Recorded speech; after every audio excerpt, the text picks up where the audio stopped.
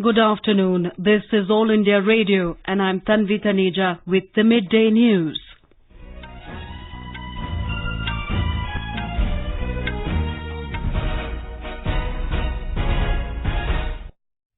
The headlines. Electioneering enters last phase for Haryana and Maharashtra assembly elections. Senior party leaders holding rallies across the states. Special mobilization drive to take place in Jammu and Kashmir for enrolment under Pradhan Mantri Laghu Vyapari Maan Dhan Yojana. Supreme Court directs to transfer Assam National Register of Citizens Coordinator Prateek Hajela to Madhya Pradesh for the maximum period. US President Donald Trump says economic sanctions on Turkey no longer necessary after 5-day ceasefire in Syria.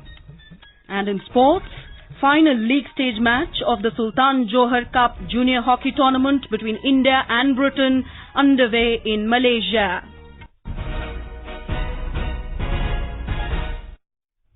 Campaigning for assembly elections in Maharashtra and Haryana has entered the last phase as only 2 days are left to woo the voters. Prominent leaders across all political parties are busy campaigning across the states. Prime Minister Narendra Modi has said the Congress culture of Kharchi and Parchi has been rooted out of Haryana. Addressing a public rally in Guhana today, Prime Minister said the BJP government focused on merit and eliminated nepotism in the state.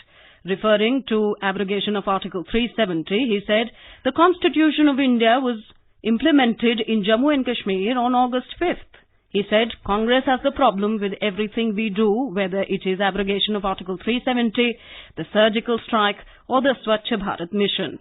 He is scheduled to address another rally in Hisar later today.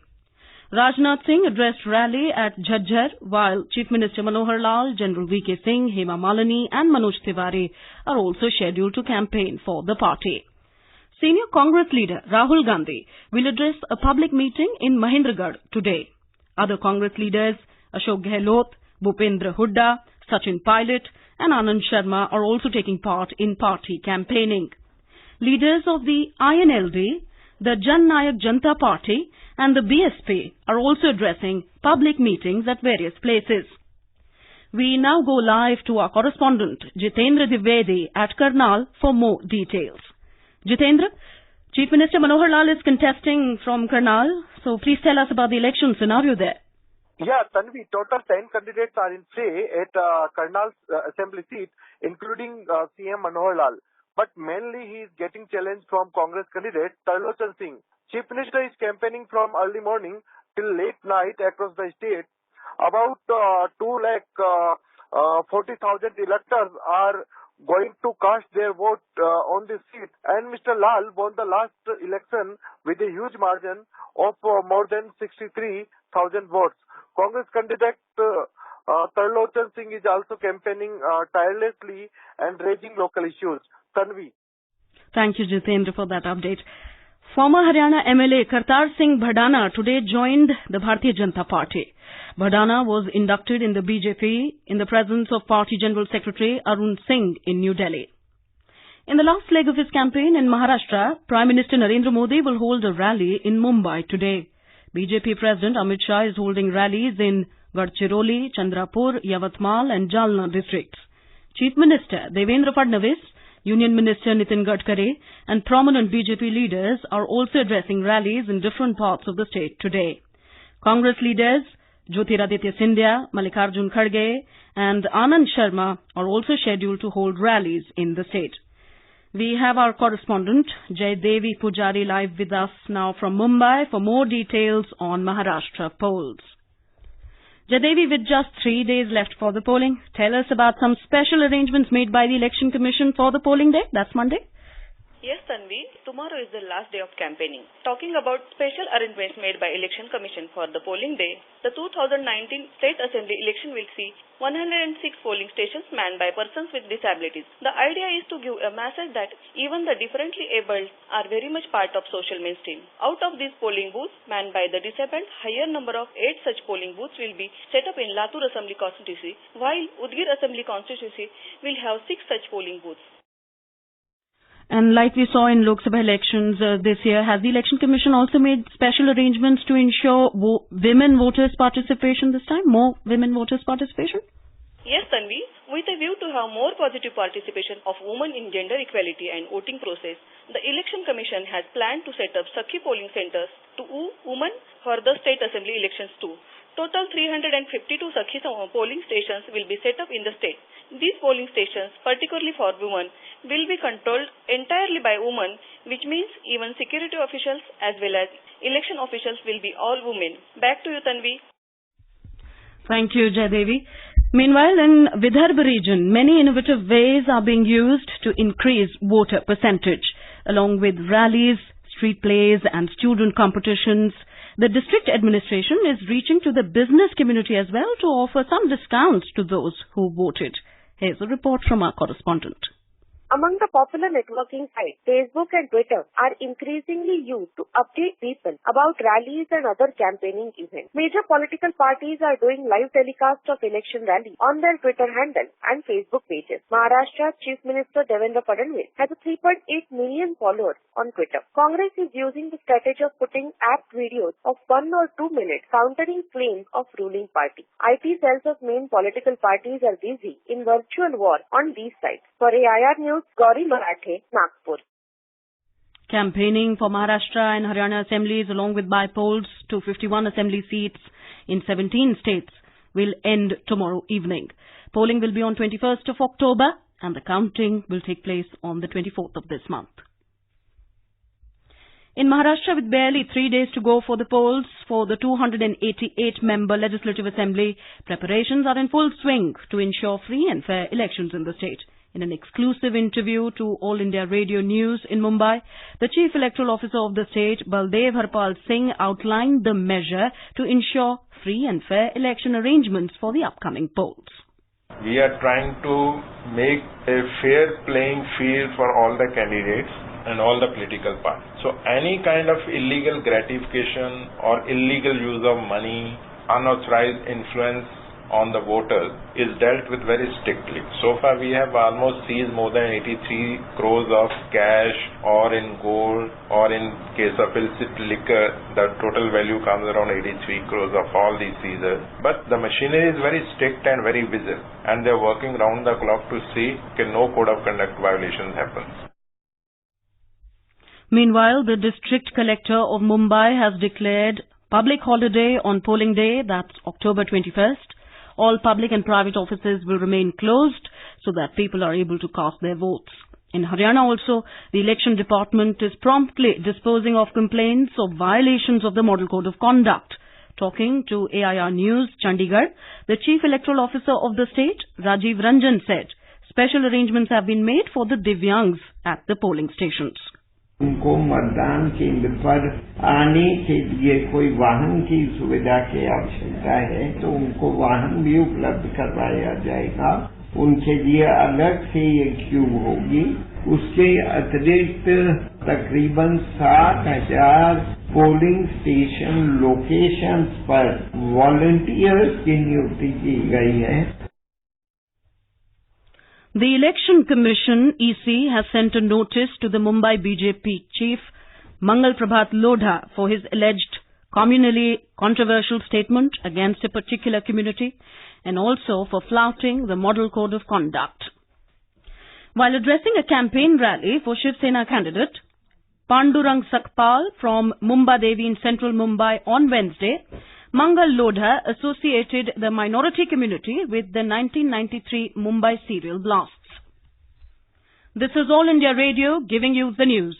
For quick news updates, visit our News on AIR app and follow us on Twitter at AIR News Alerts. You can also visit our website www.newsonair.com. A special mobilization drive shall be undertaken by the government for enrolment of eligible traders, shopkeepers and self-employed persons under the Pradhan Mantri Laghu Vyapari Maan Dhan Yojana PMLVMY in the state. The Yojana will be implemented by the Life Insurance Corporation of India Limited through its wide network of branch offices and agents. Around 3.5 lakh common service centres will be responsible for the enrolment of the beneficiaries under the scheme. The PMLVMY is a voluntary contributory pension scheme for retail traders in the age group of 18 to 40 years with an annual turnover not exceeding 1.5 crore rupees. Meanwhile, DGP Dilbagh Singh has said that Pakistan-sponsored terrorists were involved in the killing of 3 civilians in Kashmir over the last few days. He said all field commanders of police, army and paramilitary forces have been directed for working out extra security measures in consultation with the local fruit traders. He was chairing a meeting of police and security force officers in South Kashmir's Shopian district. The Supreme Court has directed the centre and the state government to transfer Assam National Register of Citizens NRC coordinator Prateek Hajela to Madhya Pradesh for the maximum period.